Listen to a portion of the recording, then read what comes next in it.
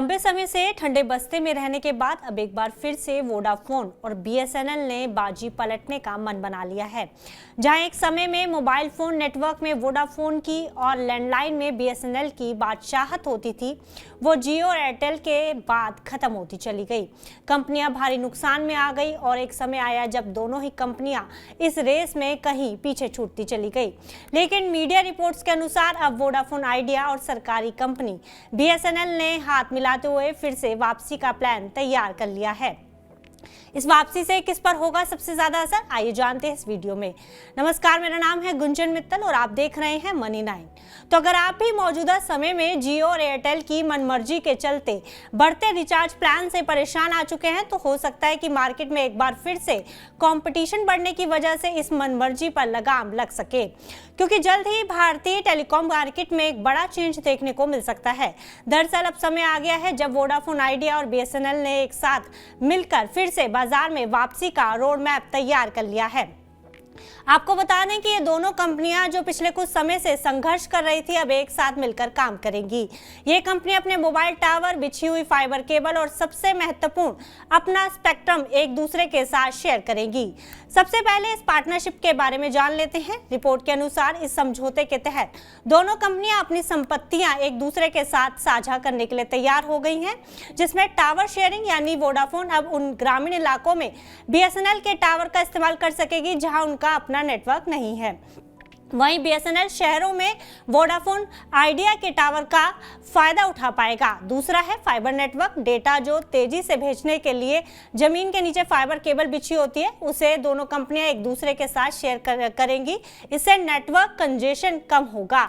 और तीसरा है स्पेक्ट्रम शेयरिंग। ये सबसे बड़ी बात है कि दोनों कंपनियां अपनी रेडियो फ्रिक्वेंसी यानी स्पेक्ट्रम को मिलाकर एक मजबूत और बड़ा नेटवर्क बैंड तैयार करेंगी, जिससे 4G और 5G की क्वालिटी सुधरेगी। अब इस पार्टनरशिप से दोनों कंपनियों को क्या फायदा होगा, तो आपको बता दें कि साझेदारी के पीछे दोनों कंपनियों की अपनी अपनी मजबूरियां और रणनीतियां हैं। पहले बात कर लेते हैं वोडाफोन आइडिया की। तो वोडाफोन आइडिया के लिए इससे लागत में कमी करना आसान होगा। नए टावर लगाने में हजारों करोड़ों का खर्च आता है, वहीं बीएसएनएल के टावर इस्तेमाल करके वोडाफोन अपना ये खर्च बचाएगा। दूसरा, ग्रामीण पहुंच, यानी वोडाफोन को उन गाँव में तुरंत नेटवर्क मिल जाएगा जहां भी सिर्फ बीएसएनएल चलता है, क्योंकि ग्रामीण इलाकों में बीएसएनएल की पकड़ ज्यादा मजबूत है। वहीं बीएसएनएल के फायदों की बात की जाए तो पहला है टेक्नोलॉजी अपग्रेड, यानी बीएसएनएल अभी भी अपना 4G 5G रोल आउट कर रहा है। ऐसे में वोडाफोन के हाईटेक टावर से उसे शहरों में अपनी सर्विस सुधारने में मदद मिलेगी। और दूसरा है कमाई बढ़ाने का जरिया, यानी वोडाफोन से मिलने वाले शेयरिंग चार्ज से बीएसएनएल की आर्थिक स्थिति सुधारने में बड़ी मदद मिलेगी। वहीं दूसरी तरफ इस पार्टनरशिप के चलते जियो और एयरटेल की परेशानियां आने वाले समय में बढ़ सकती हैं, क्योंकि मौजूदा समय में जियो और एयरटेल के पास मिलकर लगभग 75 से 80% मार्केट शेयर है। लेकिन वोडाफोन और बीएसएनएल के एक साथ आने के बाद इस मोनोपोली में सेंध लगना तय है। दूसरा, बीएसएनएल के पास भारत में करीब 6 लाख से ज्यादा टावर साइट्स हैं, जिनमें से कई बहुत ही दुर्गम इलाकों में है। ऐसे में वोडाफोन का साथ मिलने से ये नेटवर्क देश का सबसे बड़ा शेयरिंग नेटवर्क बन सकता है, जिससे जियो और एयरटेल को बड़ा खतरा है।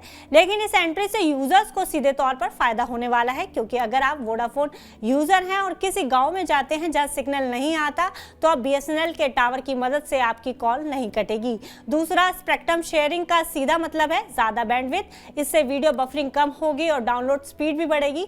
और तीसरा सबसे बड़ा फायदा, सस्ते प्लान की उम्मीद, क्योंकि जब इन दोनों कंपनियों की लागत कम होगी तब वे ग्राहकों को अपनी ओर खींचने के लिए बेहतर और किफायती प्लान ला सकते हैं।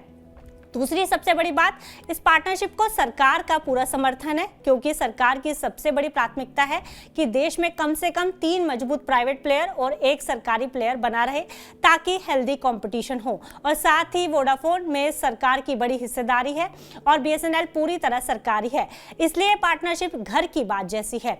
और तीसरी अहम बात, सरकार बीएसएनएल को एक बार फिर से मेन स्ट्रीम में देखना चाहती है। यही वजह है कि सरकार इसमें बड़ी मात्रा में निवेश कर रही है। तो कुल मिलाकर टेलीकॉम की इस जंग में वोडाफोन और बीएसएनएल का एक साथ आना एक मास्टर स्ट्रोक हो सकता है।